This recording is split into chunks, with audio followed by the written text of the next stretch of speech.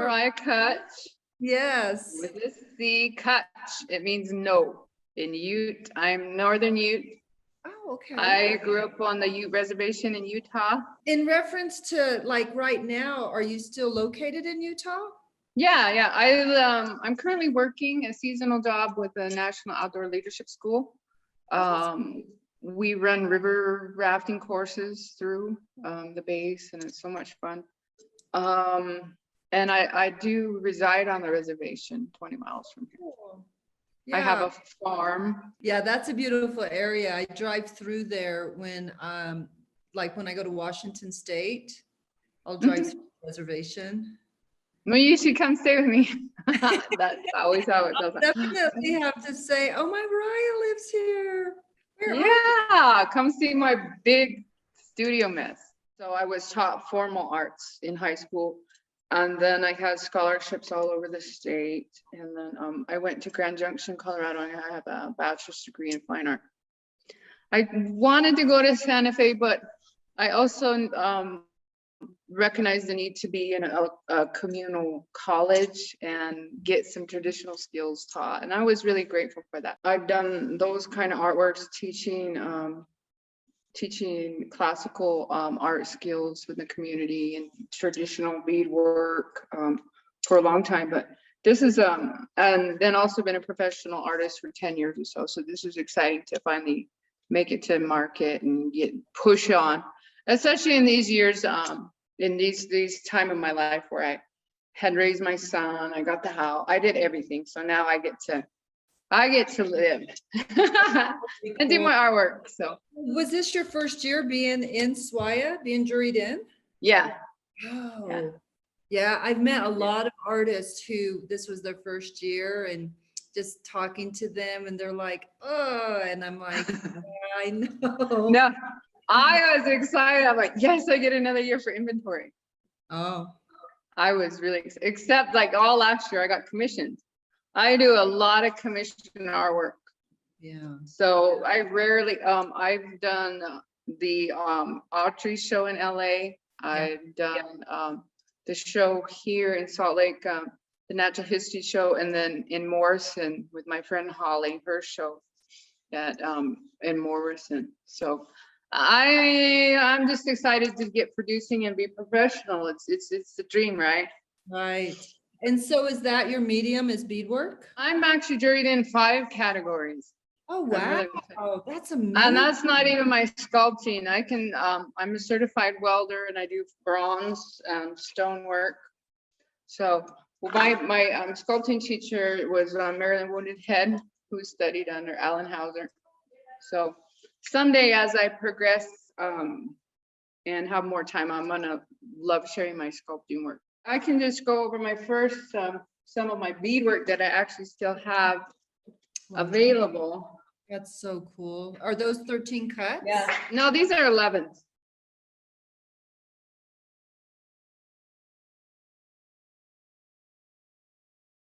I was taught by many teachers. I do cradle boards. One of the things I want to bring to SWAIA is a set of male and female Ute cradle boards. I want to make those available. So this is another little. Oh, love that. This one has a geometric pattern and then the representative work here. So. And what size beads? 11s as well? These are 11s. If I was to do that and cut beads, it would take a lot longer. This is a cut bead. I love doing work in cut bead.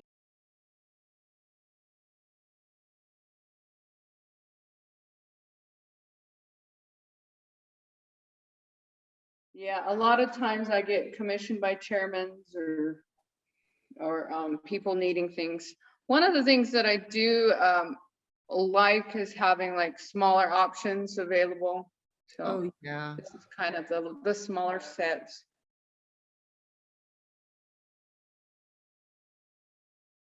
So these are traditional. I wanted something that was modern but stylized off of old Ute material culture.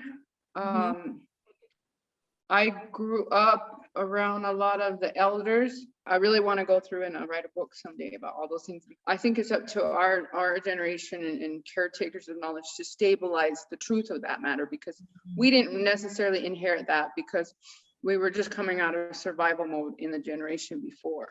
And so I literally had to absorb technique, form, cultural appropriation. I had to just do that myself because of the assimilation process that happened in my father's generation, and I was able to do that. And that's something that won't be necessary again because we're moving forward. So that's the way I know that for me, like mom and dad were an artist here in Santa Fe. They both went to IA. And just even their journey is very similar to what you're talking about, right? Yeah. I think so. In fact, I had a theory about Zuni inlay and Zuni works that developed in the 20s.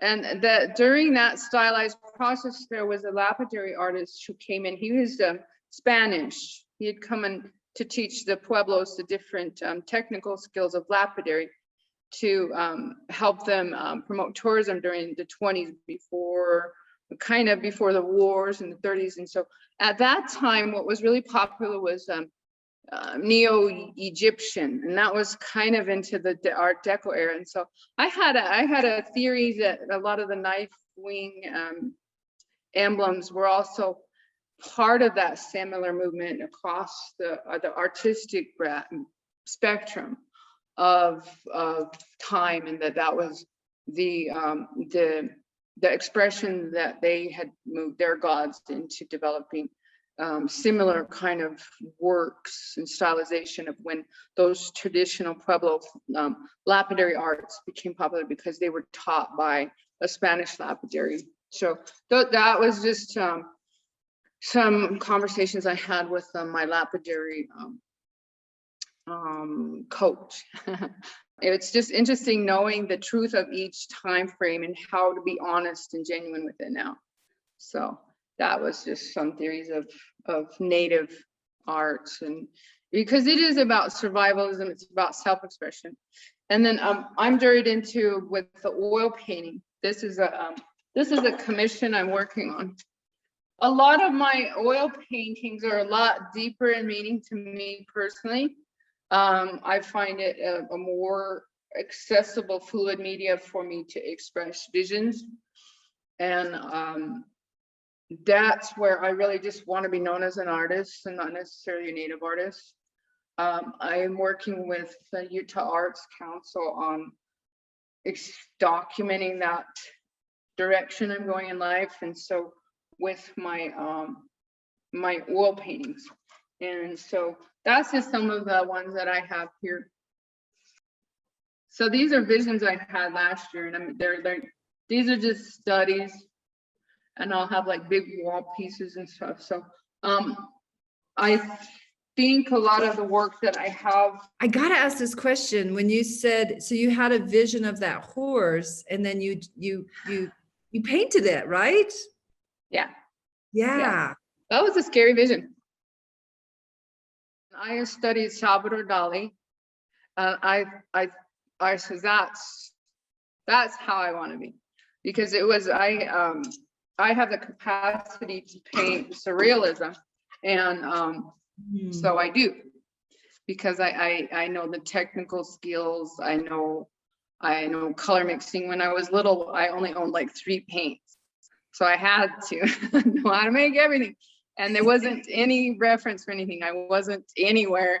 And I really admired Bob Ross. I admired just anything I had.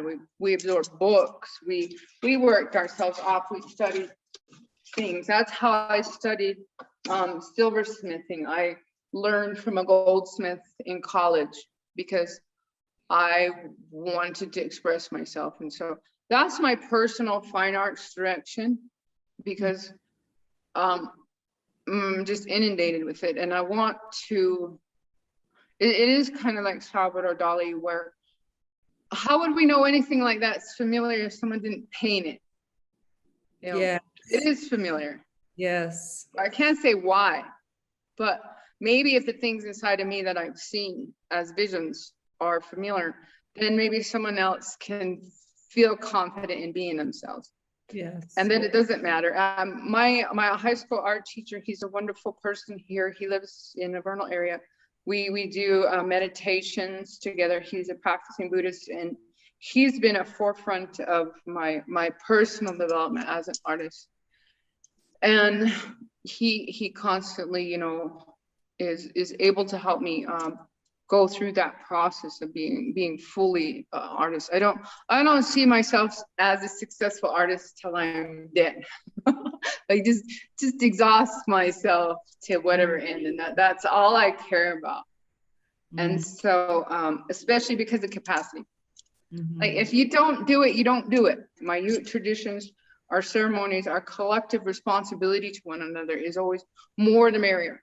And so I don't have a competitive drive amongst my directive thing, because there's just so few of us, and I really get inspired by other creative things, and I feel that current happening. I feel that current happening with the youth.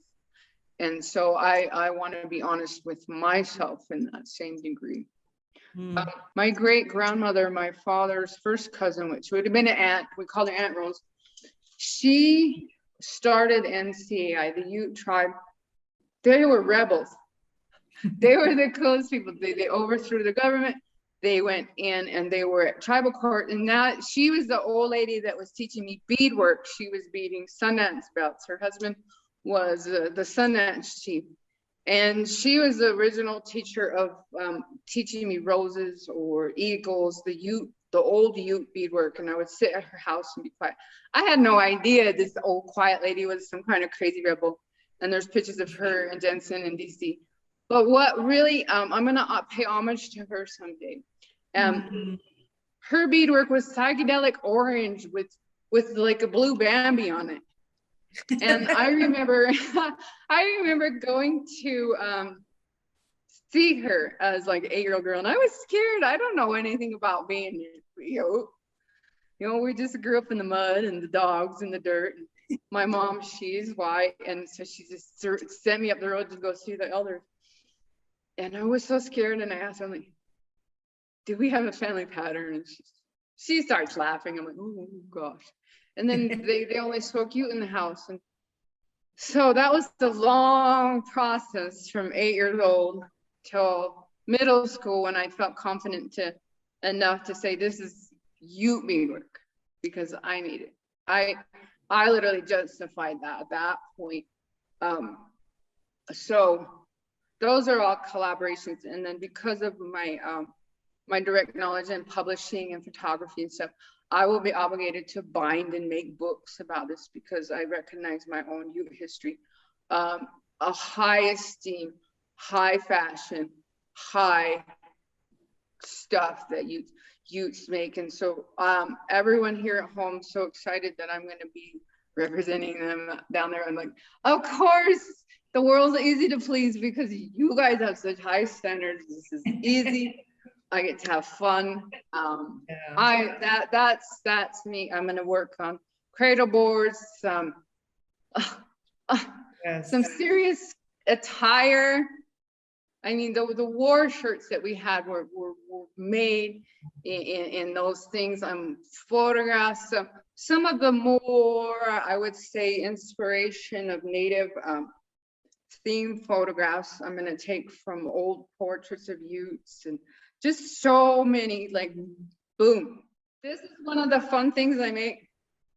It's a Bigfoot doll. I love it. Because we live by Skinwalker Ranch, and there's Bigfoots here. Okay, do you sell a lot of those? Yes. This, I love it because, you know, it's not that expensive, people. I mean, like, come on. But like I said about my Ute people, they want good stuff. They're like, I've been there, I've seen it, I bought it all. And I'm like, no, you didn't.